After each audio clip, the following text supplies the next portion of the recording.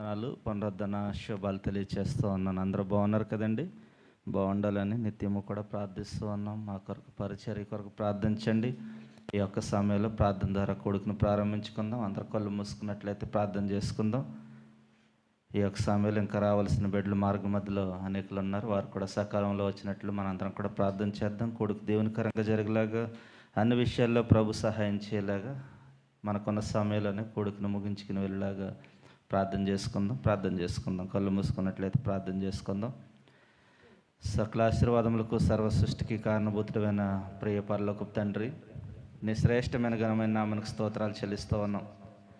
ఇదిగో ప్రభా, ఈ యొక్క ఆదివారం దినంలో నేను మరొకసారి నీ సన్నిధిలో చేరి నిన్ను స్తుతించడానికి ఆరాధించడానికి మీరు ఇచ్చిన ధన్యతను బట్టి స్తోత్రాలు. గతించిన ఆదివారం నుంచి ఆదివారం వరకు మీ సజీవమైన రెక్కల నీళ్ళలో కాచి కాపాడిన విధానం బట్టి వందనాలు చెల్లిస్తూ ఉన్నాం. ఇదిగో ప్రభా, వచ్చిన బిడ్డలను బట్టి స్తోత్రాలు. ఇంకా రావాల్సిన వారు మార్గ మధ్యలో అనేకులు ఉన్నారు. వారు కూడా సకాలంలో వచ్చినట్లు నాయన మీరు సహాయం దయచేయండి. ట్రాన్స్పోర్ట్ ఎవరైతే ఇస్తున్నారో వారందరిని జ్ఞాపకం చేసుకోండి. వాహనాల చుట్టూ మీకు కంచి వేయండి. నేను క్షేమకరమైనటువంటి ప్రయాణాలు దయచేయమని ప్రార్థిస్తూ ఉన్నాం. ఈ రాత్రికాల సమయంలో ఎవరైతే బలహీనంగా ఉండొచ్చారో నేను జ్ఞాపకం చేసుకోండి అయ్యా. వారిని బలపరచండి. మంచి ఆరోగ్యంతో తిరిగి వెళ్ళే కృపను దయచేయమని ప్రార్థిస్తూ ఉన్నాం. ఇదిగో తండ్రి ప్రభా, నాయన అనేకమైనటువంటి ప్రార్థన వస్తువుల కొరకు ప్రార్థిస్తూ ఉన్నాం. మీరు సహాయం దయచేయండి. ఇదిగో తండ్రి ప్రభా, మా వాళ్ళ కుటుంబం కొరకు ప్రార్థిస్తూ ఉన్నాం. నేను విడబడినటువంటి కుటుంబానికి ఆదరణ వాదార్పు నేను దుఃఖ నివారణ దయచేయమని ప్రార్థిస్తూ ఉన్నాను. నిశ్చితమైతే శుక్రవారం నుంచి నీ సందుకు రావడానికి సహాయం దయచేయండి. నీకు స్తోత్రాలు ప్రభా. ప్రతి విషయంలోని కృపను గ్రహించమని ప్రార్థిస్తాను. నీకు స్తోత్రాలు. ముందు నేను ఎవరైతే బలహీనంగా ఉన్నారో వారిని జ్ఞాపకం చేసుకోండి, బలపరచండి. నీకు స్తోత్రాలు ప్రభా. ఇదిగో తండ్రి ప్రభా, నేను ఈ దినం తండ్రి పెళ్లి రోజు జరుపుకుంటున్నటువంటి నేను మా సహోదరు ప్రభా నయోమి గారిని బట్టి నేను ఇదిగో భర్త గారు చిరంజీవి గారిని బట్టి ప్రార్థిస్తూ ఉన్నాం. ఇదిగో నేను తమ్ముడు జీవను బట్టి ప్రార్థిస్తూ ఉన్నాను. నీకు స్తోత్రాలు. ఇదిగో పెద్ద కుమారుడు చిన్నని బట్టి కూడా ప్రార్థిస్తున్నాను. నీకు స్తోత్రాలు ప్రభా. నేను ఇదిగో వారి కుటుంబాన్ని దీవించండి. ఈ దినం వారి జీవితాల్లో మీరు అనుగ్రహించిన మరొక శుభదినాన్ని బట్టి స్తోత్రాలు. నేను ఇదిగో ఈ సంవత్సరం మొదలుకున్న సంవత్సరాంతం వరకు నీకు కాపుదల భద్రతను దయచేయమని ప్రార్థిస్తూ ఉన్నాం. ఇదిగో సంఘాన్ని ప్రేమించి దినం ప్రేమ మీద ఏర్పాటు చేస్తారు. అందరిని బట్టి స్తోత్రాలు. ఎంతైతే నైనా నీ పనులు హెచ్చించారు ప్రభా, రెట్టింపు దేవుని ఆశీర్వాదాలు వారికి సమృద్ధిని దయచేయమని ప్రార్థిస్తూ ఉన్నాను. నీకు స్తోత్రాలయ్యా. ఇదిగో తండ్రి ప్రభా, నైనా తమ్ముడి జీవనం కూడా జ్ఞాపకం చేసుకోండి. మరి ఇండియా దేశం వెళ్తూ ఉండగా ఆయన ప్రయాణం అంతట్లో మీరు తోడుగా ఉండమని ప్రార్థిస్తూ ఉన్నాం. నీకు స్తోత్రాలు ప్రభా. యవనస్తుడు చక్కని ఆలోచనతో ముందుకు వెళ్ళటానికి మీ కృప చూపమని ప్రార్థిస్తూ ఉన్నాను. నీకు వందనాలయ్యా. ఇదిగో తండ్రి ప్రభా, నైనా మరొకసారి ఈ యొక్క కొడుకును మీ అస్సలకు అప్పగిస్తూ ఉన్నాం. ఈ సమయంలో కోరివారి పాటల ద్వారా కొద్ది నిమిషంలో మహింపరుస్తూ ఉండగా మీరు సహాయం దయచేయండి. ఇదిగో తండ్రి ప్రభా, మంచి స్వరాలు దయచేయండి. వెనక ముందు కాదు కానీ యొక్క స్వరంతో పాడే కృప దయచేయమని ప్రార్థిస్తూ ఉన్నాను. స్తోత్రాలు. ఇదిగో తండ్రి, కీర్తన చర్చిన బిడ్డలో మీరు ఉండండి. నేను ఇదిగో తండ్రి, నేను వాక్యం చెప్తున్న నీ కుమారులో మీరు ఉండండి. ఏడంతల ఆత్మశక్తితో నింపండి. నోటికి బోరగా ఉండండి. నేను చక్కని వాక్కులు పలికించండి. ఆ మాటల ద్వారా మా జీవితాలు మార్చుకోవడానికి మీరు కృప చూపమని ప్రార్థిస్తూ ఉండి స్తోత్రాలు. ముగింపు ప్రార్థన దీవెన ఆశీర్వాదాలతో తిరిగి వెళ్ళడానికి సహాయం దయచేయండి. ఇదిగో ప్రభా, మరొకసారి ఇండియా దేశాన్ని, ఖతర్ దేశాన్ని, ప్రపంచ దేశాన్ని జ్ఞాపకం చేసుకోండి. శాంతి సమాధానం దయచేయమని ప్రార్థిస్తూ ఉండి స్తోత్రాలు. ఇదిగో తండ్రి, ప్రతి విషయంలో మీరు చూపించిన కృపను బట్టి వందనాలు. నేను మీరు చేస్తున్న మేలును బట్టి వందనాలు చెల్లిస్తూ ఉన్నాను.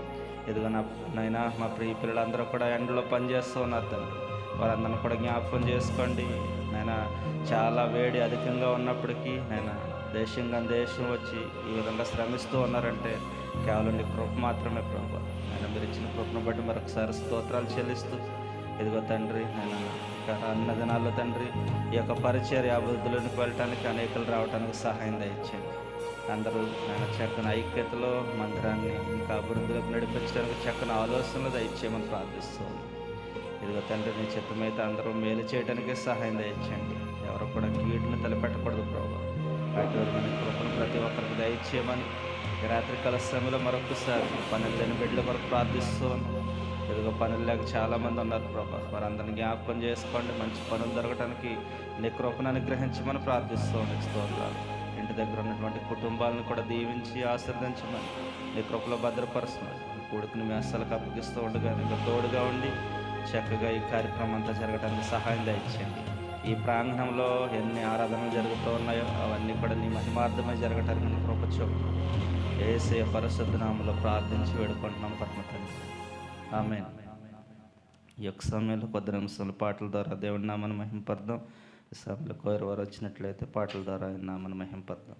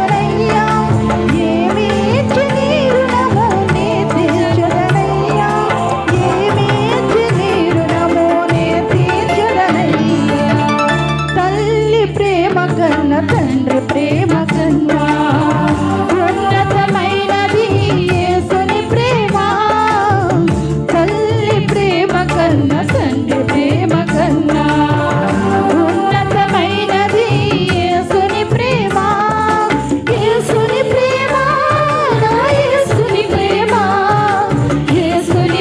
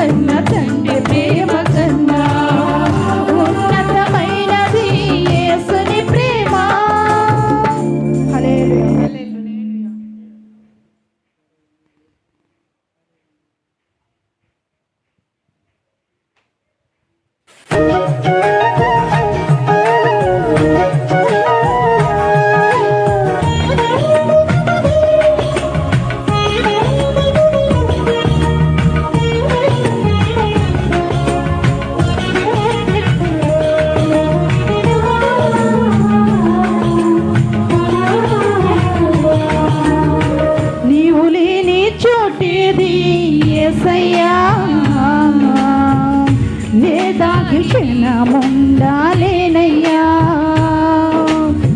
నీవు చూడని స్థలమేది యేసయ్యా, కనుమరుగై నేనుండాలేనయ్యా. నీవు లేని చోటేది యేసయ్యా, నే దాగి క్షణముండాలేనయ్యా. నీవు చూడని స్థలమేది యేసయ్యా, కనుమరుగై నేనుండాలేనయ్యా. నీవు వినని మనవేది యేసయ్యా, నీవు తీర్చని బాధ ఏది యేసయ్యా. నీవు వినని మనవేది యేసయ్యా, నీవు తీర్చని బాధ ఏది యేసయ్యా. నీవుంటే నా వెంట అది చాలయ్యా.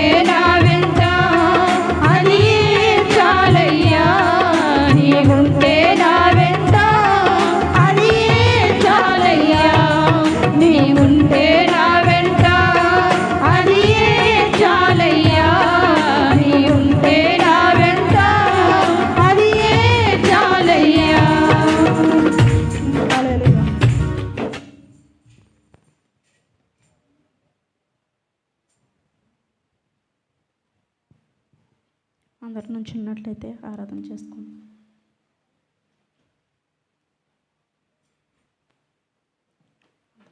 పరిచయమండి.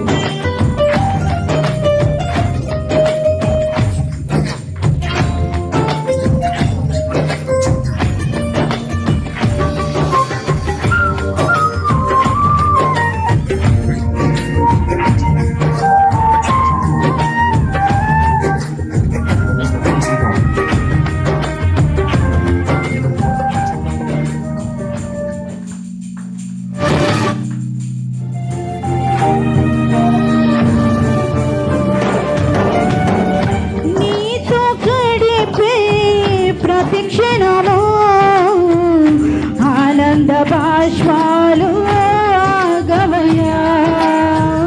నీతో గడిపే ప్రతి క్షణము ఆనంద బాష్పాలు ఆగమయ్యా. కృపతలంచగా నీళ్ళు యాచించగా, కృపతలంచగా నీళ్ళు యాచించగా, నాదలమాగదు స్తుతించగా, నిన్ను కీర్తించగా. యేసయ్యా, యేసయ్యా, నా యేసయ్యా,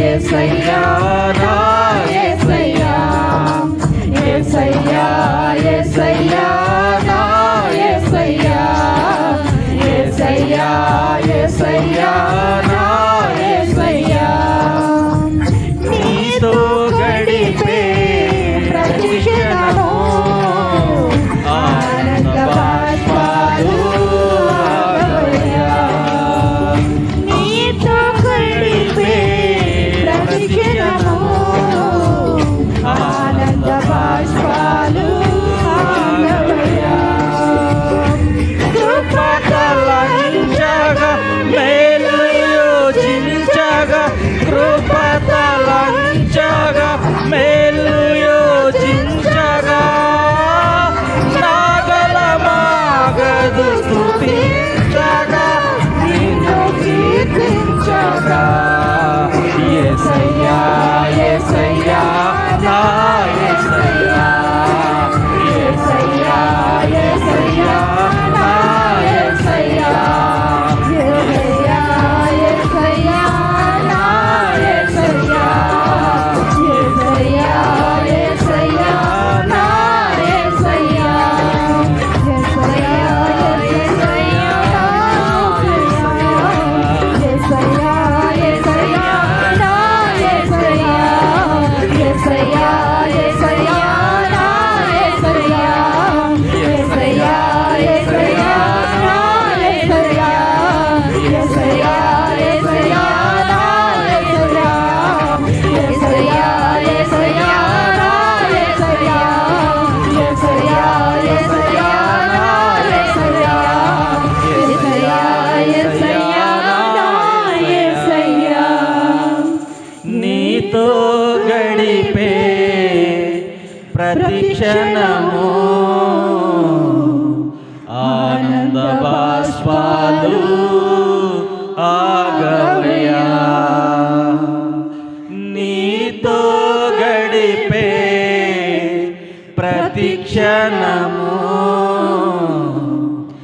ఆనంద బాష్పాలు ఆగవయ్యా ఆనంద బాష్పాలు ఆగవయ్యా అవును దేవా, నీతో గడిపే ప్రతి క్షణము కూడా ఆనంద బాష్పాలు ఆగు తండ్రి.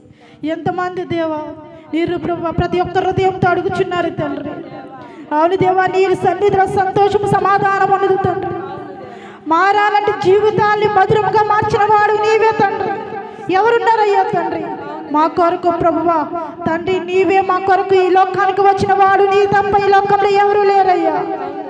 మా జీవితాలు చీకటిలో ఉన్న మా జీవితాలను వెలుగులోకి తీసుకురావాలని ప్రభువా నీవు మా కొరకు వచ్చిన రీతిని బట్టి నీకు వందనాలయ్యా, స్తోత్రాలయ్యా.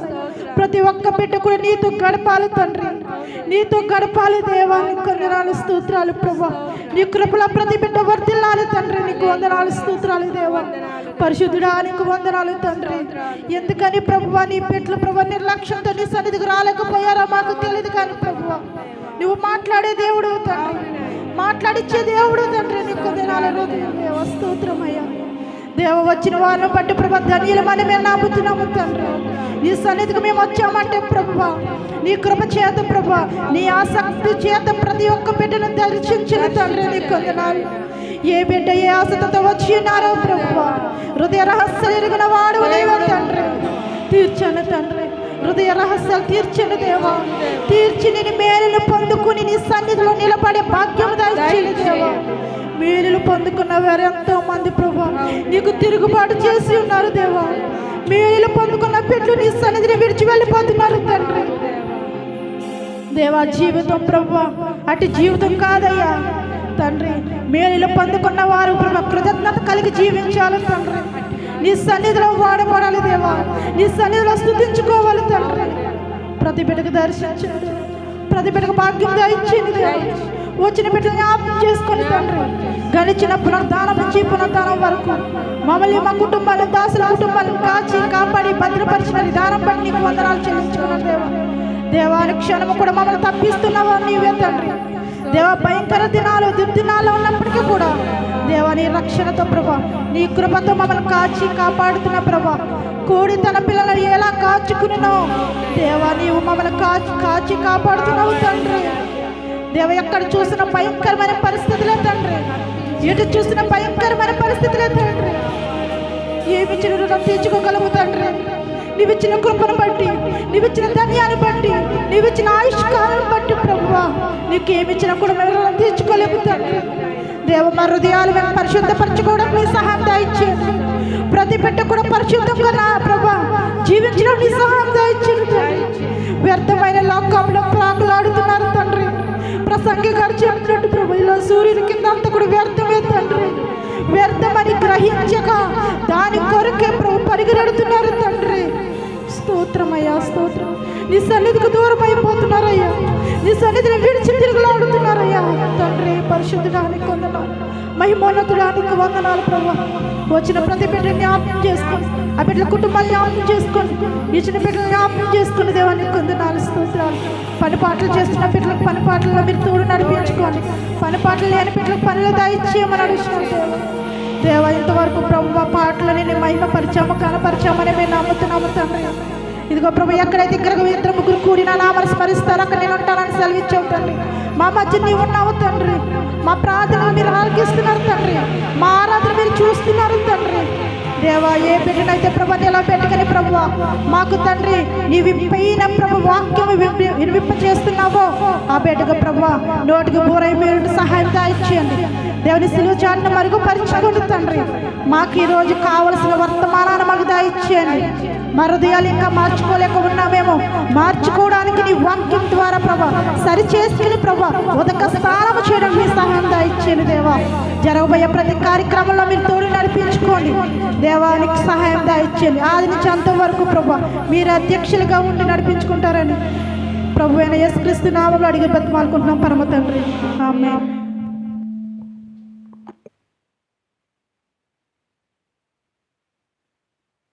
హల్లెలూయా.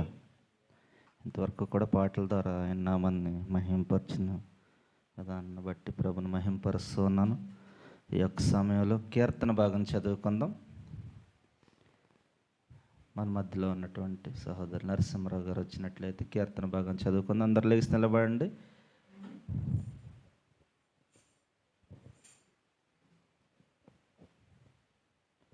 నూట 9వ కీర్తన.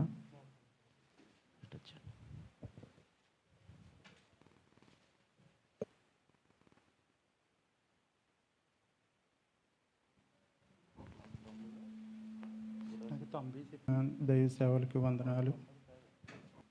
ప్రభువా తరతరముల నుండి మాకు నివాస స్థలము నీవే. పర్వతములు పుట్టక మునుపు భూమిని లోకమును నీవు పుట్టింపక మునుపు యుగయుగములు నీవే దేవుడవు.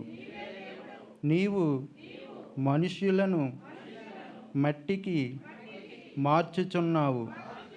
నరులారా తిరిగి రండని నీవు సెలవిచ్చుచున్నావు.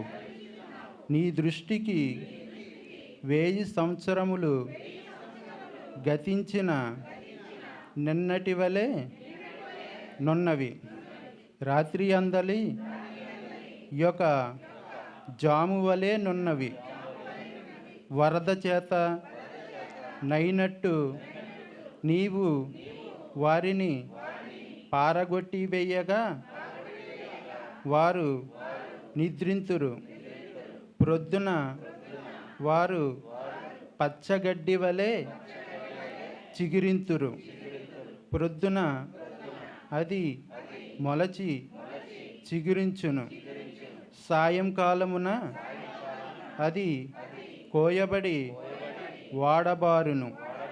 నీ కోపము వలన మేము క్షీణించుచున్నాము.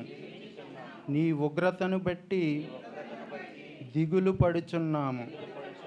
మా దోషములను నీవు నీ ఎదుట నుంచుకొని ఉన్నావు. నీ ముఖకాంతిలో మా రహస్య పాపములు కనబడుచున్నవి. నీ ఉగ్రతను భరించుచూనే మా దినములన్నీ గడిపితిమి. నిట్టూర్పులు విడిచినట్టు మా జీవిత కాలము జరుపుకొందము. మా ఆయుష్కాలము 70 సంవత్సరములు, అధిక బలమున్న ఎడల 80 సంవత్సరములగును. అయినను వాటి వైభవము ఆయాసమే, దుఃఖమే. అది త్వరగా గతించును. మేము ఎగిరిపోవుదము. నీ ఆగ్రహ బలము ఎంతో ఎవరికి తెలియను. నీకు చెందవలసిన భయము కొలది పుట్టు నీ క్రోధము ఎంతో ఎవరికి తెలియను. మాకు జ్ఞాన హృదయము కలుగునట్లుగా చేయుము. మా దినములు లెక్కించుటకు మాకు నేర్పుము. యెహోవా, తిరుగుము. ఎంతవరకు తిరగకయుందువు? నీ సేవకులను చూసి సంతాపపడుము. ఉదయమున నీ కృపతో మమ్మును తృప్తిపరచుము.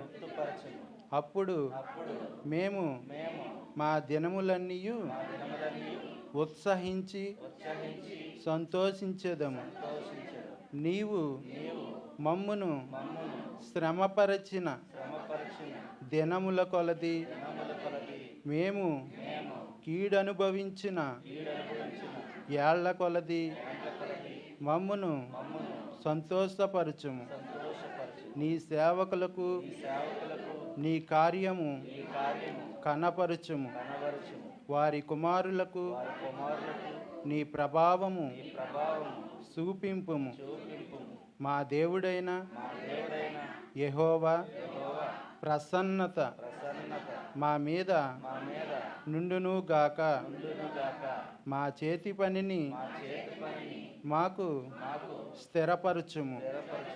మా చేతి పనిని స్థిరపరచుము. ఆమేన్. చక్కగా కీర్తన చదివినటువంటి సహోదరులకి ప్రత్యేకమైన వందనాలు తెలియపరుస్తూ ఉన్నాను. చాలామంది కీర్తనలు చదువుతారు, ఏదైనా వెనక ఎవరో తరుముకొచ్చేస్తున్నట్టు పరుగు వెళ్ళిపోతూ ఉంటారు. కానీ చాలా చక్కగా చదివిన విధానాన్ని బట్టి ప్రభుని మహింపరుస్తూ ఉన్నాను. ఈ యొక్క సమయంలో ఈ కీర్తన భాగం గురించి తర్వాత మాట్లాడతాను. సాక్ష్యాలకు సమయం ఇవ్వబడుతోంది కనుక దేవుడు చేసినటువంటి మేలును బట్టి, కృపలను బట్టి ఆయన నామాన్ని సాక్ష్యాల ద్వారా మహింపరచాలని ఎవరన్నా ఉన్నట్లయితే మరి వచ్చి సాక్ష్యాలు చెప్పండి.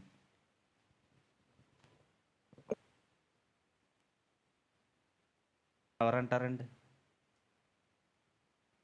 ఆమె కారణం. దేశం వచ్చింది చక్కగా పని చేసుకోవటానికి. ఒకవేళ ఆమె చనిపోతే ఎవరు సమాధానం చెప్తారండి? ఎవరు బాధ్యులు? ఆమె బాధ్యురాలు. అందుకే వాక్యంలో ఉంది కదండి, ఎవరు తీసుకున్న గుంటలో వారే పడిపోతారన్నమాట. ఎప్పుడైనా సరే మనం వచ్చింది ఇక్కడికి చక్కగా పని చేసుకోవడానికి మాత్రమే. ఆమె నాతో చెప్పారు కొన్ని విషయాలు. సో అటువంటి పరిస్థితులు ఎవరికి కూడా రావద్దు. ఎందుకంటే మనమందరం కూడా వచ్చాము, యాత్రికులు మాత్రంగానే ఉండాలి. మనం ఇక్కడంతా యాత్రికుల్లాగే మనం వచ్చాం. కొన్ని రోజులు పని చేసుకోవాలి, కుటుంబాన్ని పోషించుకోవాలి, వెళ్ళిపోవాలి, అంతే. అంతకుమించి ఇక్కడ వ్యర్థమైన కార్యక్రమాలు ఏ చేసినా సరే కానీ ఇక్కడలా చాలా దారుణంగా ఉంటుంది కనుక అందరూ కూడా గమనించాలని మరొకసారి తెలియజేస్తా ఉన్నాను. ఇటువంటి పరిస్థితులు ఇంకెవరికి రాకున్నట్లు మనందరం కూడా ప్రార్థన చేద్దాం. ఈ యొక్క సమయం తక్కువగానే ఉంది కనుక చదవనటువంటి కీర్తన భాగంలో నుంచి కొన్ని ప్రాముఖ్యమైన మాటలని చూసుకుని వాక్యానికి సమయాన్ని ఇద్దాం. 90వ కీర్తన. ఈ యొక్క 90వ కీర్తన చతుర్థ స్కందంగా కనిపిస్తూ ఉంది. కీర్తన భాగంలో 150 అధ్యాయాలు ఎన్ని స్కందాలుగా రాయబడ్డాయండి? 5 స్కందాలుగా రాయబడ్డాయి అన్నమాట. సో 5 స్కందాల్లో ఇది 4వ స్కందం అన్నమాట ఇది. సో ఈ 5 స్కందాలు కూడా 5 కాండాలకు మాదిరిగా ఉన్నాయి. ఆది కాండం నుంచి మాదిరిగా ఉన్నాయన్నమాట. సో ఈ కీర్తన భాగాలన్నీ కూడా ఒక్కొక్క స్కందం ఒక్కొక్క కాండానికి సంబంధించినటువంటి వివరాలను మనకి మరొకసారి సూచిస్తూ ఉన్నట్లు మనకు కనిపిస్తూ ఉంది. అయితే ఈ యొక్క 90వ కీర్తన రాసింది దైవజనుడైనటువంటి మోషే రాసినటువంటి కీర్తనగా కనిపిస్తూ ఉంది. ఈ 150 కీర్తనలలో ఈ ఒకే ఒక్క కీర్తన దైవజనుడైనటువంటి మోషే రాసిడండి. ఒకే ఒక కీర్తన 150 కీర్తనలో. సో ఈ కీర్తనలో చాలా ప్రాముఖ్యము అని చెప్పను కానీ చాలా విశిష్టత కలిగినటువంటి కీర్తన భాగంగా కనిపిస్తూ ఉంది. చాలా అంటే చాలా విశిష్టతగా ఇది మనకు కనిపిస్తూ ఉంది. ఈ కీర్తన భాగంలో స్తుతులు, స్తోత్రాలు, అర్పణలు అవేమీ కనిపించట్లేదు. పైన రాశారు కదండి, దైవజనుడైనటువంటి మోషే చేసినటువంటి ప్రార్థన ఇది. ఇది దైవజనుడైనటువంటి మోషే చేసినటువంటి ప్రార్థన కిందే రాశారన్నమాట. ఇదంతా కూడా ప్రార్థనే ఇక్కడ కనిపించేదంతా. అందుకే ఈ కీర్తన భాగంలో చాలా విశిష్టత మనకు కనిపిస్తూ ఉంది. అయితే ఈ కీర్తన మనం చూసినట్లయితే ఇందులో అన్ని వచనాలు నేను తెలియపరచను, కానీ ఒకే ఒక్క మాటను మాత్రం నేను మీ ముందు ఉంచాలని ఆశపడుతూ ఉన్నాను. చదవండి అన్నమాట.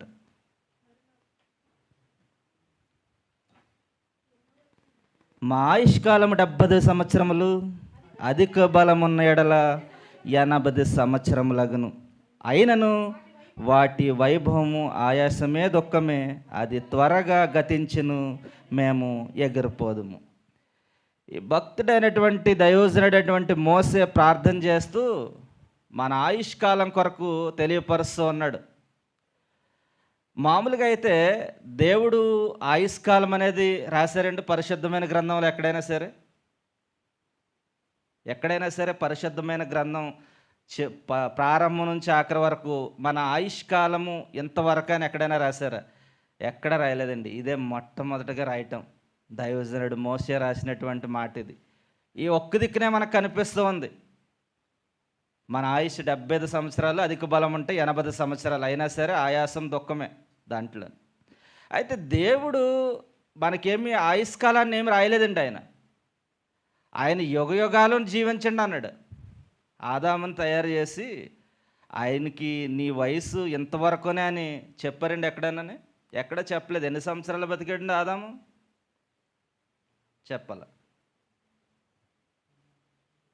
930 సంవత్సరాలు బ్రతికారండి. ఆయనకంటే ఇంకా ఎక్కువ దినాలు బ్రతికినటువంటి వ్యక్తి కూడా ఉన్నారు, మెతుషాలు. ఎన్ని సంవత్సరాలు బ్రతికారండి ఆయన? 969 సంవత్సరాలు బ్రతికారు. అంటే 1000 సంవత్సరాల క్రింద మామూలుగా అయితే లెక్క చూడాలంటే. కానీ ఎందుకు వీళ్ళు ఇన్ని దినాలే బ్రతికి చనిపోయారంటే పాపం చేశారు కనుకే మన ఆయుష్కాలాన్ని తగ్గిస్తూ వచ్చేసాడండి. లేకపోతే ఆదాముని 25 సంవత్సరాలు వయసులో చేసాడు అనుకోండి, ఇప్పుడు కూడా అదే విధంగా పాపం చేయకపోతే ఇప్పుడు కూడా అలాగే ఉండండి. సో వారు చేసినటువంటి పాపాన్ని బట్టి మాత్రమే మనకి ఈ వయసుని తగ్గించేస్తూ వచ్చేస్తూ ఉన్నాడు ఆయుష్కాలం. ఆదికాండం 6వ అధ్యాయంలో ఉంటుంది 120 సంవత్సరములని. ఆ 120 సంవత్సరాలను కూడా కుదించేశారు. 70 సంవత్సరాలు అధిక బలం ఉంటే 80 సంవత్సరాలు. సో ఎందుకు ఈ విధంగా జరిగిందంటే కారణం పాపం, అంతే. పాపం వల్ల వచ్చే జీతము మరణం. వారు చేసినటువంటి పాపాన్ని బట్టే ఆయుష్కాలం అనేది తక్కువ అయిపోయినట్టు వాక్యం ద్వారా మనకు కనిపిస్తూ ఉంది. ఒకవేళ వాళ్ళు ఆ పని చేయకుండా ఉంటే ఇప్పటికీ ఇంకా వాళ్ళు భూమి మీద ఉన్నామో తెలియదు. సో వారు చేసినటువంటి తప్పుదాలని మనం కూడా ఇంకా కొనసాగిస్తూనే ఉన్నాం. ఈ 70 సంవత్సరాల ఆయుష్కాలంలో మనం ఎన్ని వ్యర్థమైన పనులు చేస్తూ ఉన్నామంటే మనకే అర్థం కాకుండా ఉంది పరిస్థితి. మనదంతా పీత స్వభావం అండి. పీతలు ఒకరు పైకి వస్తూ ఉంటే కాళ్ళు ఎట్టుకుని లాగేస్తూ ఉంటాయి. పైకి ఎక్కుతూ ఉంటే బిందులు వేస్తారనుకోండి, ఒకటి పైకి ఎక్కుదామని పైకి ఎక్కుతూ ఉంటే కింద ఉన్న పీత నువ్వు ఎక్కొద్దని కిందకి లాగేస్తుంది అనమాట. మన బ్రతుకులు కూడా అలాగే ఉన్నాయి. ఈ 70 సంవత్సరాలు ఆయుస్లో ఎన్నో ఆలోచనలు, ఎన్నో అలా అవి ఆలోచిస్తేనే చాలా భయంకరంగా ఉంటున్నాయి అన్నమాట. అందుకే మన ఆయుస్సు 70 సంవత్సరంలో అధిక బలం ఉంటే 80 సంవత్సరములు అనమాట. అందుకే ఈ కీర్తన పుస్తకంలో చాలా పర్టికులర్గా దైవజనుడైనటువంటి మోసే రాసినట్లు మనకు కనిపిస్తూ ఉంది. మన అందరము కూడా మనకున్నటువంటి ఆయుష్ కాలంలో చాలా భయభక్తులు కలిగి జీవనం ఉంది. అందుకే ఏమంటున్నాడు మొదటి వచనంలోనే, ప్రభువా తరతరములకు మాకు నివాస స్థలము నీవే, పరమతములు పుట్టక మునుపు భూమిని లోకముని నువ్వు పుట్టింపక మునుపు యుగ యుగములకు నీవే మా దేవుడు అని ఆయన ప్రార్థన చేస్తూ ఉన్నాడు.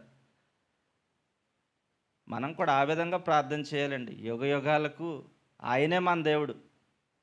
అటువంటి దేవుడిని మనం కలిగి ఉన్నాం కనుక మనం అందరం కూడా భయభక్తులు కలిగి మనకున్నటువంటి ఈ యొక్క 70 సంవత్సరాల ఆయుస్లో మనం ఆయన్ని మహింపరిచే వాళ్ళంగా ఉండాలి.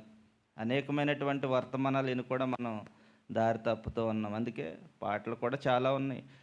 మరణము రుచి చూడక బ్రతికే నరుడెవరు, కలకాలం లోకంలో ఉండే స్థిరుడెవరు. మరణము రుచి చూడక బ్రతికే నరుడెవరు, కలకాలం లోకంలో ఉండే స్థిరుడెవరు. చిన్న పెద్ద తేడా లేదు మరణానికి, చిన్న పెద్ద తేడా లేదు మరణానికి. కుల మతాలు అడ్డం కాదు శ్మశానానికి, కుల మతాలు అడ్డం కాదు శ్మశానానికి. ఈ జీవితం విలువైనది, నరులారా రండని సెలవైనది, దేవుని సెలవైనది. అందుకే మనకున్నటువంటి ఆయుస్లోనే మనం భయభక్తులు కలిగి జీవందామండి. మనం పరాయి దేశంలో ఉన్నాం, దేశంగా దేశంలో ఉన్నాం, యాత్రికుల్లాగే మనం ఉండాలి. మనం ఇక్కడేం శాశ్వతం కాదండి. మనకంటూ ఒక ఊరు ఉంది, మనకు ఒక దేశం ఉంది. మనం ఎక్కడ పుట్టామో తిరిగి మరలా అక్కడికి వెళ్ళిపోవాలి. అక్కడికి వెళ్ళేంత వరకు కూడా మనం ఏ విధంగా జీవించాలంటే భయభక్తులు కలిగే జీవించాలి. ఆయన యందే సర్వము ఉందండి. జ్ఞానము సర్వసంపద ఆయన యందే గుప్తములై ఉన్నాయి కనుక అటువంటి దేవుని యందు మనం భయభక్తులు కలిగి జీవించినప్పుడు ఆయన ఇంకా అధిక బలంలోకి వెళ్ళి ఆయుష్నన్నా ఇస్తారేమో.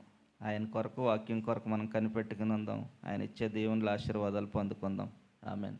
ఈ యొక్క సమయంలో వాక్యంలోనికి వెళ్దాం. వాక్యం కొరకు ఎవరైనా ఆసక్తి కలిగిన వారు ఒకరు వచ్చి ప్రార్థన చేయండి.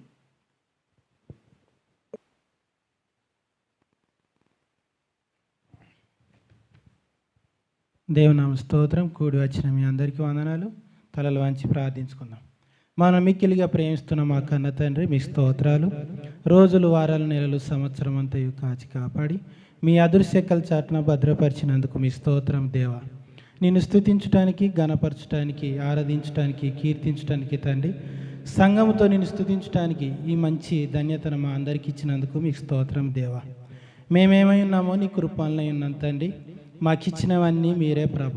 నరుని హృదయాలోచనలు అనేకములు పుట్టు, యెహో యొక్క తీర్మానమే స్థిరమని మీరు సెలవిచ్చిన దేవుడవు తండ్రి, మీ స్తోత్రం దేవా. ఎన్ని తలిచినా ఏది అడిగినా జరిగేది మీ చిత్తమే తండ్రి. మీ తీర్మానమే స్థిరము ప్రభా, నీ స్తోత్రం. మా ఇండియా నుండి ప్రభా ఇక్కడికి వచ్చి పనిచేసుకుంటున్న సహోదరులతో ఒక్కసారి మీరు మాట్లాడండి ప్రభా. ఇదిగో తండ్రి, ఇండియాలో కూడా వ్యభిచారం చేయొచ్చు, ఇండియాలో కూడా ప్రభ దొంగతనం చేయొచ్చు, ఇండియాలో కూడా అబద్ధం ఆడవచ్చు, ఇండియాలో కూడా ప్రభ ఏమైనా చేయొచ్చు ప్రభ. కానీ తండ్రి మరి ఇంత దూరం వచ్చి ప్రభ మేము ఎందు నిమిత్తం వచ్చామో అన్న ఆలోచన ప్రతి ఒక్కరిలో వారికి తండ్రి మీరు పుట్టించమని పాలొద్దు అడుగుతుంటున్నాం. మా వెనకాల ఉంటున్న పిల్లలు ఉంటున్నారు, మా వెనకాల భర్తలు ఉంటున్నారు, మా వెనకాల భార్యలు ఉంటున్నారు, తల్లిదండ్రులు ఉంటున్నారు తండ్రి, మీ స్తోత్రం దేవా. ఇదిగో తండ్రి, ప్రారంభం నుంచి ముగింపు వరకు మీ ఆత్మహత్యలో నడిపించండి తండ్రి. మీ వాక్యం ఎవరైతే పట్టుకొని ఇక్కడ మాట్లాడుతున్నారో తండ్రి, వారితో ఒకసారి మీరు మాట్లాడండి తండ్రి. దేవా, మా మనసు మాతో ఉండటానికి, మా గుప్పిట్లో ఉండటానికి, మా చేతిలో ఉండటానికి నీ కృపను అనుగ్రహించు తండ్రి. అది చాలా ప్రాముఖ్యమైనదని మీరు సెలవిచ్చారు తండ్రి. ఇక్కడికి వచ్చిన ఈ కొద్ది గుంపును బట్టి మీకు స్తోత్రాలు చెల్లిస్తుంటున్నాను తండ్రి. నీ మహిమను, నీ ప్రత్యక్షతను, నీ మనస్సును తెలుసుకునే భాగ్యాన్ని మా అందరికీ ప్రసాదించమని తండ్రి చెప్తున్న నీ యొక్క దాసుడు ఎవరైతే వాక్యం పట్టుకొని చెప్తున్నాడో తండ్రి, తనకు బూరగా ఉండి తండ్రి, తన నుండి వచ్చే ప్రతి మాటను ప్రభు మేము విని పాటించేవారిగా ఉండటానికి నీ కృపను అనుగ్రహించండి తండ్రి. మా జీవితాలను, మా బ్రతుకులను మేము సరిదిద్దుకోవడానికి నీ కృపను అనుగ్రహించమని మీ ప్రియ కుమారుడు, మా రక్షకుడైన యేసు నామమున నీ ప్రార్థన అడుగుతుంటున్నాం మా పరమ తండ్రి. ఆమేన్ ప్రభు. ప్రార్థించిన జాన్సన్ గారికి ప్రత్యేకమైన వందనాలు. ఈ యొక్క ప్రాముఖ్యమైన సమయంలో కొద్ది నిమిషంలో దేవుని వాక్యాన్ని మనం విందాం. అందరూ కూడా ఫోన్లు సైలెంట్లో పెట్టుకోండి, అటు ఇటు ఎవరో తిరగకుండా శ్రద్ధగా దేవుని వాక్యాన్ని వినాలని మరొకసారి తెలియపరుస్తూ ఈ సమయాన్ని సహోదరులు సతీష్ గారికి ఇస్తూ ఉన్నాను.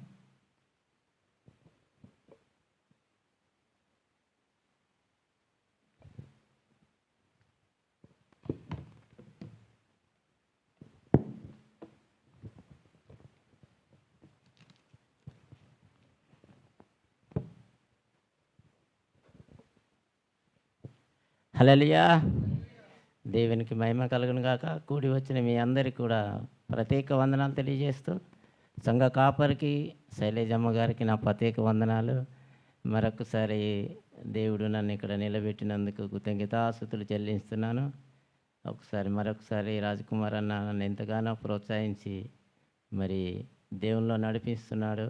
దేవుడు అతని ద్వారా నన్ను నడిపించాడు కాబట్టి ప్రత్యేక వందనాలన్నా. మీ కుటుంబానికి కూడా హల్లెలూయా. మరి అన్న దేవుని దగ్గర మనసు పెడదామని ప్రార్థన చేశాడు. మనసు గురించే మాట్లాడుకుందాం, సమయం తక్కువ ఉంది. మరి దేవుని దగ్గర ఎలా మనసు పెట్టాలో, మన మనసుని ఎలా అప్పగించుకోవాలా, మనసు పెట్టి దేవుని ఆరాధిస్తే ఎలా ఉంటుందో మనసు గురించే మాట్లాడుకుందాం. చిన్న ప్రార్థన చేసుకుందాం, సమయం తక్కువ ఉంది. తలలోంచినట్టయితే. మహోన్నతుడా, మహోగనుడా ప్రభువా, నీకు వందనాలు. నిన్న నేడు ఏకరీతిగా ఉన్న ప్రభువా, నీకు వందనాలు యేసయ్యా. ఎంతైనా నమ్మదగిన దేవుడవు ప్రభువా. అవును ప్రభువా, ఉట్టివాడిని మట్టివాడిని తండ్రి, ఏ అర్హత లేని వాడిని, యోగ్యత లేని తండ్రి, అయినప్పటికీ నన్ను ఇక్కడ నిలబెట్టి నేను ఈ అవకాశాన్ని ఇచ్చినందుకు నీకు లెక్కలేని స్తుతులు చెల్లిస్తున్నాను ప్రభువా.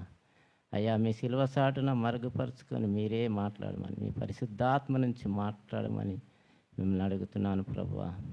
ఇక్కడ ఎవరైతే నాయన వింటున్న వారిని వారి ఉదయాలను నాటుకొని నాయన వాక్యం సరంగా జీవించి నాయన ఎలా జీవించాలో, మరి ఎలా బతకాలో, మీతో ఎలా ఉండాలో వారికి కూడా నేర్పించమని అడుగుతున్నాం ప్రభువా.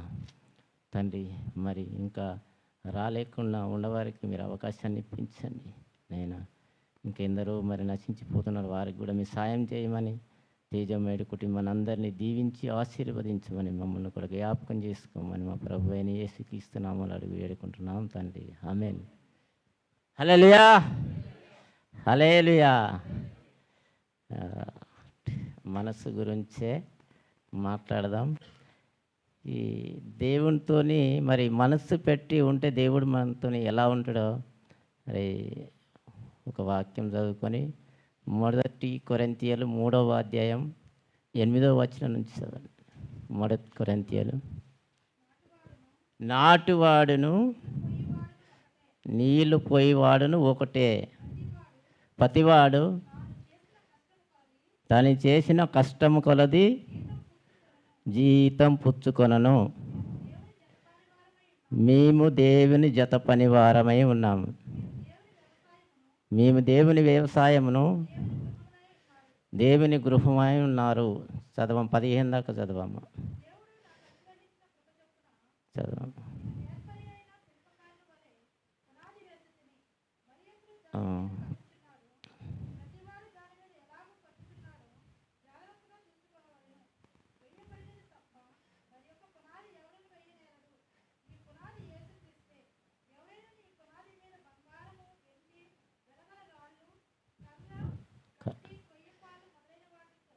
వాటితో కట్టిన ఎడల వాని పని కనబడును. ఆ దినము దాన్ని తేటపరచును, అది అగ్ని చేత బయలుపరచబడను. వాని పని ఎట్టిదో దాని అగ్నియే పరీక్షించును. పునాది మీద ఒక కట్టిన పని నిలిచిన ఎడల వాడి జీతం పుచ్చుకొనును. ఒకని పని కాచివేయబడిన ఎడల వానికి నష్టము కలుగును. అతను తన మట్టుకు రక్షింపబడును, కానీ అగ్నిలో నుండి తప్పించుకున్నట్టు రక్షించబడు. చాలా పౌలు గారు మరి సంఘానికి రాస్తున్న ఒక లేఖ. పౌలు గారు కొరింథీ సంఘానికి రాస్తున్న పత్రిక. పౌలు గారు సంఘానికి రాస్తున్నారు. మరి సంఘం ఎలా ఉందంటే అతిశయం వచ్చేసిందంట సంఘంలో. భేదాలు వచ్చినాయంట. పౌలు గారు అక్కడి నుంచి వాళ్ళకు కొరింథీ పత్రిక రాశాడు వాళ్ళకు. ఎలాగంటే సంఘంలో 4 భాగాలు విడిపోయారంట. సంఘం ఒకటే, అందరు కలిసే ఉన్నారు. అయినప్పటికీ పౌలు గారు ఒక భాగం, పేతులు ఒక భాగం, అపొల్ల ఒక భాగం, యేసుక్రీస్తు ఒక భాగం. అలాగా సంఘంలో 4 భాగాలుగా నలుగురిని నమ్ముతున్నారంట. అంటే అతిశయం వచ్చేసింది, కక్షలు వచ్చేసినాయి. సంఘం అందరూ ఒకటే సంఘంలో ఉన్నారు.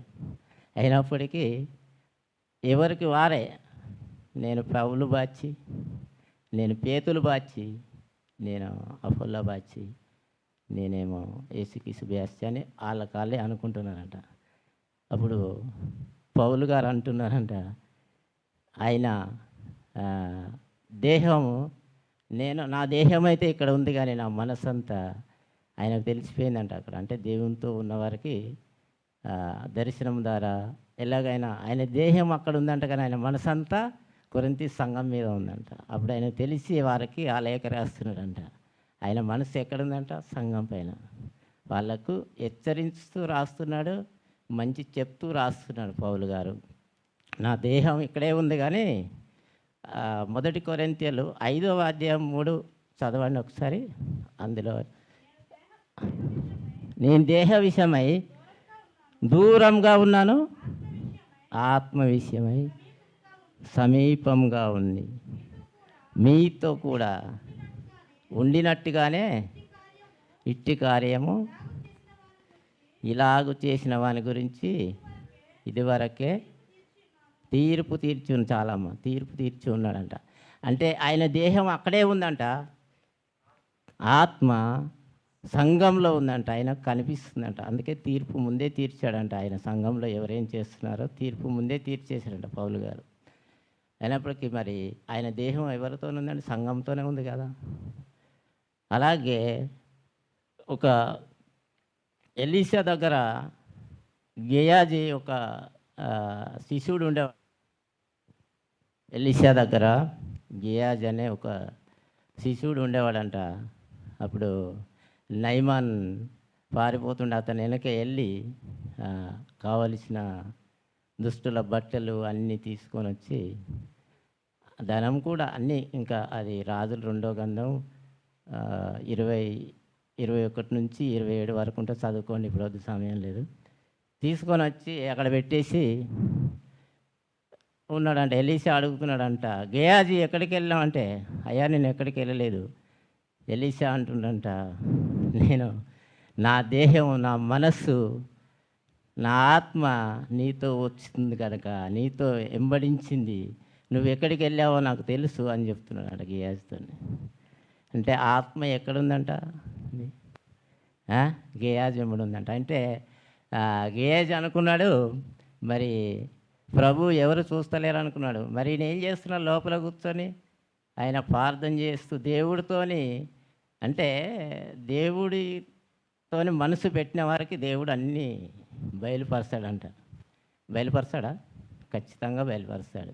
మన మనసు ఆయనతో ఉంటే అన్నీ తెలియపరుస్తాడు ఖచ్చితంగా. మరి ఎలీషా గారు లోపల కూర్చొని ప్రార్థనలో ఉన్నాడు. గేయాజీ ఎక్కడికి వెళ్ళి వస్తుండో అంతా కనిపిస్తుంది. గేయాజీ అబద్ధం ఆడేసాడు కదా. అయినప్పటికీ మన మనస్సుతో దేవునితో ఉంచితే ఖచ్చితంగా మనం ఎవరు ఏం చేస్తున్నారో ఖచ్చితంగా కనిపిస్తుందంట. ఒక దేహమే అక్కడ ఉండిపోద్దంట. మనస్సు దేవునితోని నడుస్తుందంట. ఎప్పుడు ఆయనతో ఉంటే ఖచ్చితంగా మనకి అన్నీ కనిపిస్తాయని ఇక్కడ ఎలీసా గారు తెలియపరుస్తున్నారు. ఆ మనసు మరి మనం సరిగా పెట్టలేం కదండి. పెడదాం మనసు. ఎక్కడన్నా ఎగ్జాంపుల్, ఎక్కడన్నా సపోజ్ హైదరాబాద్ బస్ స్టాండ్లోకి వెళ్తాం. గజిబిజి గజిబిజి గజిబిజి అంతా ఉంటుంది అక్కడ. ఎలా ఉంటుంది లొల్లి బస్ స్టాండ్లో? అప్పుడు మనకు కావాల్సిన, నేను ఇప్పుడు కరీంనగర్ వెళ్ళాలి, నేను నా ఊరికి వెళ్ళాలంటే చిన్న మైకులో పాయింట్ మీద, ఆ పాయింట్ మీద కరీంనగర్ బస్సు వస్తుంది 1వ నంబర్ ప్లాట్ఫారం మీదకి అంటే అప్పుడు నేను మనసు పెట్టి వింటాను. లేదంటే మరి ఆ బస్సు మిస్ అవుతుంది కదా. అందుకోసమే మనకు కావలసిన దాన్ని బట్టి మనసు పెడతాం. ఎప్పుడు ఆ బస్సు మిస్ అయిపోతే నేను వెళ్ళను కనుక అంతమంది ఆ సౌండ్లో కూడా మన మనసు ఎక్కడ పెడతాం? చిన్న మైక్ మీద పెడతాం. అప్పుడు ఒకవేళ అది వినకపోతే మిస్ అయిపోతాం. అలాగే మనం కూడా మనస్సు అనేది దేవుని పైన పెడితే దేవుడు మనకు ఖచ్చితంగా అన్నీ తెలియపరుస్తాడంట. పెడతాం మన మనసు? అస్సలు. మన మనసు ఎలాంటిదంటే ఇప్పుడు ఇక్కడ ఎంతమంది కూర్చున్నాం, ఎక్కడెక్కడ తిరుగుతున్నాయో. కొంతమంది ఇంటికి వెళ్ళిపోయి ఉంటారు, కొంతమంది ఇంకా రకరకాలు తిరుగుతూ ఉంటుంది, కొంతమంది వేరే ఆలోచనలు ఉంటాయి. అలాంటి మనసు. కోతి తెలుసు కదా మీకు అందరికీ. కోతి లేకపోతే ఇక్కడ కట్టేసినాం అనుకో కోతిని, అది అసలు అది ఎగరకుండా ఉంటుందా? గొలుసు పెట్టి కట్టేసినా అటు ఇటు అటు ఇటు ఎగురుతుంది. ఎందుకంటే అది ఎగరకపోతే అది కోతి కాదు. మరి దాన్ని మనం ప్రశ్నించవలసిందే. మన మనసు కూడా అలాంటిదే కదా. ఎంత అందుకోసమే మన మనసు అటు ఇటు తిరుగుతూ ఉంటుంది కాబట్టి దేవుడితో ఎప్పుడు ఆయనతోనే, ఆయనను స్తుతిస్తూ, ఆయనను గణపరుస్తూ, ఆయనతోనే ఉంటే ఖచ్చితంగా దేవుడు మనతోనే మాట్లాడతాడంట. అదే కొరింథీయులు 7వ అధ్యాయం 1 నుంచి 4, 5, 6 వచనాలు చదవమ్మా. మీరు రాసిన విషయంను స్త్రీని ముట్టకుండా పురుషునికి మేలు అయినను జారత్వమును జరుగుతున్న ప్రతివానికి సొంత భార్య ఉండవలెను. ప్రతి స్త్రీకి సొంత భర్త ఉండవలెను. భర్త భార్యకును, అలాగనే భార్య భర్తకును వారి వారి ధర్మాలు నడపవలను. భర్తకే కానీ భార్యకు తన దేహం పైన అధికారం లేదు. అలాగున వారికే కానీ భార్యకే కానీ భర్తకు దాని దేహం పైన అధికారం లేదు. ప్రార్థన చేయుటకు మీకు సావకాశం కలిగినట్టు కొంతకాలం వరకు 1000 సమాధి చొప్పుననే ఉపయోగ చొప్పుననే తిరగట్లే. నేను కాదు, నువ్వు తిరుగు. నాలుక తిరగటం లేదు, మరి ఏం చేద్దాం అలా నత్తి. హల్లెలూయా. చదవమ్మా ఇంకొక వచనం 6. ఉపయోగ సభ చొప్పునే తప్ప తిరగదమ్మా ఇంకా. ఉపయోగాలు మనస్సులందరూ నా వలె చదవమ్మా. మీరు మనస్సు నిలపలేకపోయినప్పుడు సాతాను మిమ్మల్ని శోధింపబడినట్టు తిరిగి కలుసుకోండి. చాలమ్మా. అదే ఇంకో దానియేలు 10, 12 వచనం చదవమ్మా. దానియేలు 10, 12 వచనం చదువు. మన మనసు ఎక్కడుందో చూద్దాం. దానియేలు 10వ అధ్యాయం 12వ వచనం. హల్లెలూయా. అప్పుడు అతడు, దానియేలు భయపడకు, నీవు తెలుసుకొనవలనని నీ మనస్సును అప్పగించి దేవుని ఎదుట నిన్ను తగ్గించుకొననా. చాలా దానియేలు అంట తన మనసు ఎక్కడ ఉంచాడండి? మనసు దానియేలు గారు దేవుడితోనే ఉంచాడంట. అప్పుడంటే యోహాను గారు కావచ్చు, పేతులు గారు కావచ్చు, యాకూబ్ గారు కావచ్చు, దానియేలు కావచ్చు, ఇంకా పితరులు చాలామంది ఉన్నారు, ప్రవర్తలు. దేవుడితోనే మనసు ఉంచి దేవుడితోనే మాట్లాడారు. దేవుడితోనే ప్రతి క్షణం మాట్లాడారు. మాట్లాడలేదంటారా? వారందరూ దేవుడితోని మనసు ఉంచితే దేవుడు వాళ్ళతో ఎప్పుడూ మాట్లాడుతూనే ఉన్నాడు. దేవుడితోని మనసు ఉంచితే ఖచ్చితంగా మాట్లాడతాడు కదా. దేవుడు మరి మనం కూడా అలాగే దేవుడితోని మనసు ఉంచుతున్నాం. అసలు చదివిన వాక్యాలలో రకరకాలుగా ఉంది. మనం మనసు పెట్టి దేవుని దగ్గర అడిగితే ఖచ్చితంగా మనతో మాట్లాడతాడు. ఇదంతా మరి చెప్పడానికి బాగానే ఉంటుంది, కానీ నిజమేనా దేవుడు ఉన్నాడని కొంతమందికి అనుమానం కూడా ఉంటుంది. అసలు దేవుడు అనేవాడే లేకపోతే మనల్ని ఎవరు తయారు చేశారు? మన అమ్మ తయారు చేసిందా, మన నాన్న తయారు చేసిందా? సృష్టి ఆయనదే కదా, ఆయనే తయారు చేశాడు. దేవుడు అనేవాడు ఖచ్చితంగా ఉన్నాడు. దేవుడు ఉంటేనే కదా మనల్ని తయారు చేసింది. మన అమ్మ నాన్న మన చుట్టాలు ఎవరు తయారు చేయలేదు కదా. కొంతమందికి అనుమానం కూడా ఉంటుంది. కుమ్మరి కుండ చేస్తూ ఉంటాడు. కుమ్మరి కుండ చేస్తూ చేస్తూ ఆయనకు నచ్చపోతే ఆ మట్టిని తీసి పడేసి మళ్ళీ చేస్తూ ఉంటాడు. కుమ్మరి కుండ చేసాడని కుమ్మరి కుండలో కూర్చోడుగా పలిగిపోతుంది ఉంటుందా? దేవుడు మనల్ని కూడా చేశాడు, మనలో ఉంటాడు. మనం మనసు పెడితే ఉంటాడు. నా పరలోకపు తండ్రి, నా మంచి కుమ్మరి, నీకిష్టమైన పాత్రను చేయ నన్ను విసిరేయక చారపై ఉంచావా.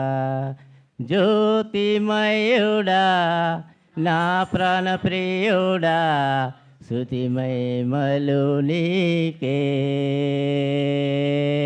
జ్యోతిమయుడా నా ప్రాణప్రియుడా, స్తుతిమహిమలు నీకే. నా ఆత్మలో అనుశనం నా అతిశయము నీవే, నా ఆనందము నీవే. ప్రార్థన నీవే. హల్లెలూయా. మరి కుండ చేసేవాడికే నచ్చకపోతే పడివేస్తాడు. దేవుడు మనల్ని అలాగ పడివేయలేదు. మనల్ని దేవుడే చేశాడు కాబట్టి దేవుడు ఉన్నాడని ఖచ్చితంగా నమ్మవలసిందే. ఆయన మీదే మనం మనసు పెట్టాలి. మనసు మనం పెడుతున్నామా? అసలు ఆయన కోసం ప్రార్థన చేస్తున్నామా? అసలు ఎప్పుడన్నా ఎంతమంది రోజు ఒక గంట సేపు ప్రార్థన చేస్తున్నాను వాళ్ళు ఒకసారి చేయలేవట్టండి. ఒక గంట నంబర్ 1 ఒకటేనా? ఒక ఇద్దరు 22 మంది ఉన్నారు. 2 3 ఒక గంట ప్రార్థన చేసేవాళ్ళు. అంటే మనస్సు మనం దేవునితోని లేదన్నమాట. ఒకవేళ దేవునితోనే మనసు ఉంటే ఎప్పుడు మన ముఖంలో ఏముంటుందంట? తేజస్సు ఉంటుంది. దేవుడితోనే ఎప్పుడు చూసినా ఆయన పాటలు పాడతాం, ఆయననే అసలు నోట్లో ఆయనే ఉంటాడు. నేను ఎప్పుడు మా ఇంటికి వెళ్ళిన కిచెన్లో కానీ ఎక్కడ కానీ అసలు అదే పాటలు వినబడుతుంటుంది. అరే బాబురే, నాకే ఒకసారి అనిపిస్తుంది నేను రాగానే పెట్టుకుంటుందా లేకపోతే మరి నేనే నమ్మలేను ఒక్కొక్కసారి. అలాగా మనసు అంట ఎప్పుడు ఆయనతోనే పెడితే ఖచ్చితంగా మనతోని ఏం జరుగుతుంది, మనకేం కావాలా ఆయన ఖచ్చితంగా మనతో మాట్లాడేవాడు. నిజంగా మీరు ఎప్పుడన్నా మీ జీవితాలల్లో ఏదన్నా ఏ సమస్య వచ్చినప్పుడు మీరు కన్నీళ్ళు పెట్టి ఎవరైనా ప్రార్థన చేసిరా? ఏడిసి ప్రార్థన చేసిరా? ఎవరి గురించి ఏడిసిరు మీరు? అందరి కోసం? మీకు అంటే ఇప్పుడు ఆడవాళ్ళు అయితే వాళ్ళ బిడ్డకు వాళ్ళ కొడుకు ఏదైనా జరిగితే అన్నిటి కోసము ఏడుస్తూ ఉంటారు. అంతేనా అక్కయ్య? అంతేనా? ఎప్పుడన్నా అంతేనా? వేరే వాళ్ళ గురించి ఏడిచినావా? కంపల్సరీ ఏడుస్తాము. మీరు ఏడిచి ప్రార్థన ఎందుకు చేసిరు ఎవరన్నా? మగవారు కూడా అప్పులు బాగా చేసుకున్నాడు ఎడతాడు. దేవా నాకు అప్పులైన వాడు ఫోన్లు చేస్తుండు, మెసేజ్లు పెడుతున్నాడు, చంపేస్తుండు దేవా అని ఎడతాడు. కానీ అవతల వాళ్ళ గురించి, బీద వాళ్ళ గురించి, ఇంకా చాలా రకరకాల ఉంటారు కదా. మరణం పడకల నుంచి హాస్పిటల్లో ఉన్నవారి గురించి, ఏదోరాళ్ళ గురించి, ఇంకా వికలాంగుల గురించి, వాళ్ళ గురించి ఎప్పుడన్నా ఏడిచిరా? ఎవ్వరు ఒక్క కన్నీటి సుఖాన్ని గార్చిరు ఎవరన్నా? వేరే వాళ్ళ గురించి. ఆమేన్, హల్లెలూయా. మరి అలాంటి వారికి మనం ఫస్ట్ ఏం చదువుకున్నాం? ముందు చదవమ్మా. 3వ అధ్యాయం 8వ వచనం. నాటువాడును నీళ్లు పోయేవాడును ఒకటే, ప్రతివాడు తన చేసిన కష్టం కొలది జీతం పుచ్చుకొనను. జీతం మనకంట దేవుడు కన్నీటి చుక్కగా అరిస్తే జీతం ఇస్తాడంట. ఎక్కడిస్తాడు జీతం? పరలోకమందు. ఎలాగిస్తాడు? మరి మన కోసం మనం ఏడ్చుకుంటే మనకు జీతం ఇయ్యాడు కదా. మిగతా వేరే వాళ్ళ గురించి ఏడిస్తే, కన్నీటి పెడితే మనకు జీతం ఇస్తాడంట. ఎలాగిస్తాడు చూద్దాం. కీర్తనలు 56వ అధ్యాయం 8వ వచనం.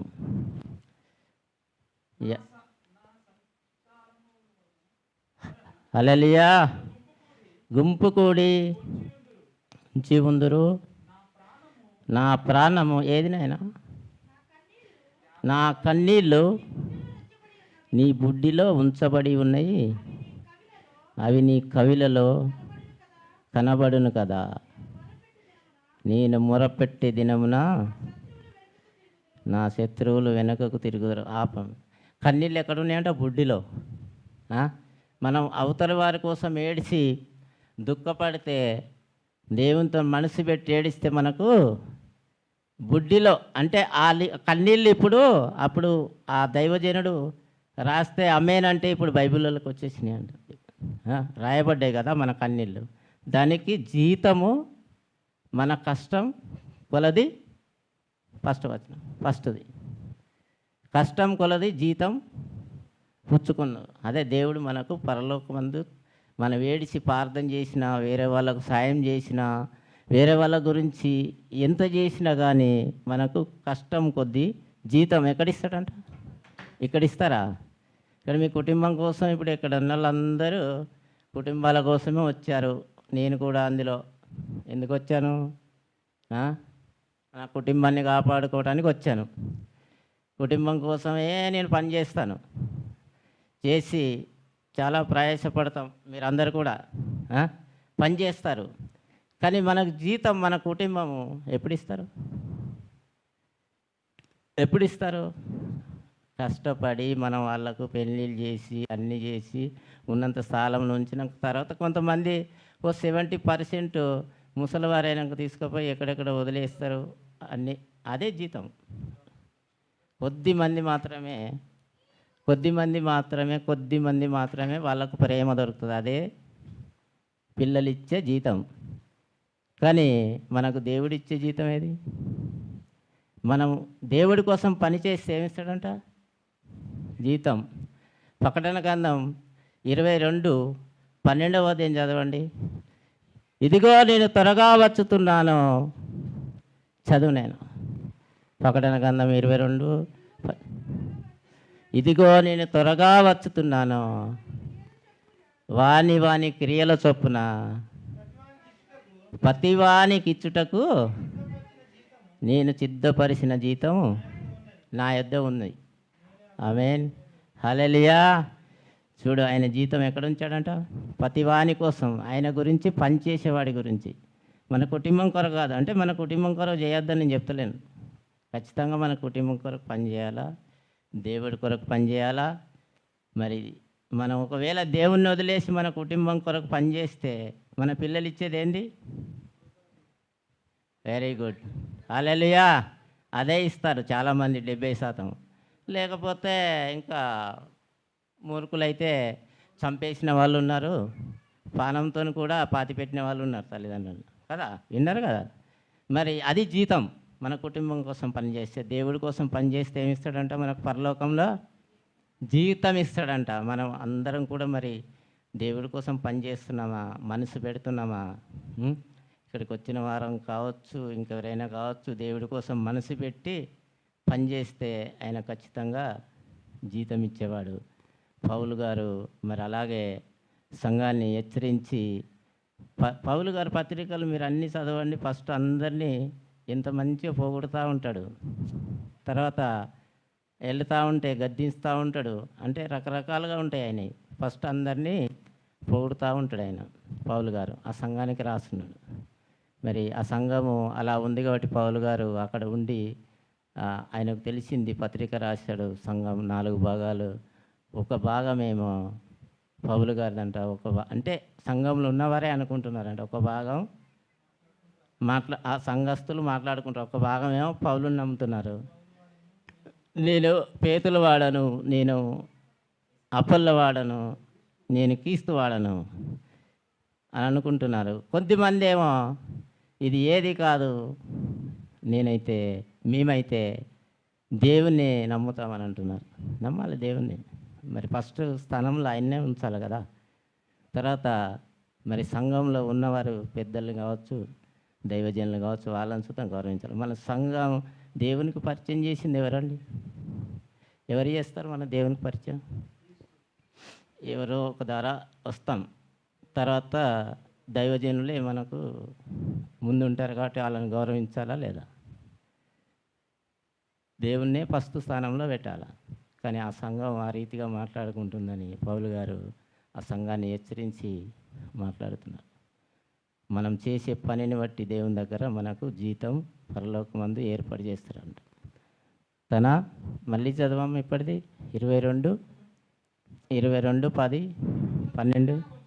ఇదిగో త్వరగా వస్తున్నాను, వాని క్రియల చొప్పున ప్రతివాని ఇచ్చుటకు నేను సిద్ధపరిచిన జీతము నా యొద్ద ఉన్నది. హల్లెలూయా. అంటే మన జీతము ఆయన కోసం, ఆయన మీద పని చేస్తూ మనసు ఆయన మీద పెడితే మనకు ఖచ్చితంగా ఆయన కొరకు పనిచేస్తే జీతం ఇస్తాను అంటున్నాడు. ముందేమన్నాడు? కొరింథీ 3:8, నాటువాడు నేనే, వెళ్ళిపోయేవాడు నేనే, ప్రతివాడు ధన దేశం కష్టకోదు. ఇది సరే చదవమ్మా. హల్లెలూయా. జీతం పుచ్చుకొనను, నీవు దేవుని జత పనివారమై ఉన్నాము. చాలమ్మా, దేవుని జత పనివారమై ఉన్నామంట. దేవునితో కలిసి కూడా మనం పని చేయాలంట. ఎలా చేస్తాం? ఇప్పుడు మనం ఎక్కడైనా పనికి వెళ్తే కొత్తగా వెళ్తాం కదా. కొత్తగా పనికి వెళ్ళినప్పుడు హల్లెలూయా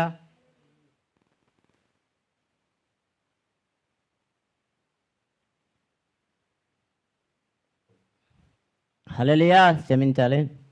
కొత్తగా పనికి వెళ్ళినప్పుడు మనకు ఎంత తెలిసినా మనకు నేర్పిస్తూ ఉంటారు వాళ్ళు. స్కూల్లో అయితే మాస్టర్ నేర్పిస్తూ ఉంటాడు. ఒకవేళ నువ్వు మంచిగా ఉంటే, చాలా చక్కగా ఉంటే మాస్టరే నీకు ఒక పని అప్పు చెప్తాడు. అంటే అప్పుడు మాస్టర్తో కలిసి కూడా నువ్వు పని చేస్తావు. దేవునితో మనం కూడా మనసు పెట్టి ఉంటే ఆయనతో కలిసి మనం పని చేస్తామంట. అదే జీతం ఇస్తాడంటున్నాడు ఆయన. ఏమి ఇస్తాడంటే మనకు మనసు పెట్టి ఉంటే. కానీ ఈ లోకం మీద 90% మరీ దారుణాలు చూస్తున్నాం ఈ మధ్యలో. చెప్పడానికి సుతం బాగాలేదు.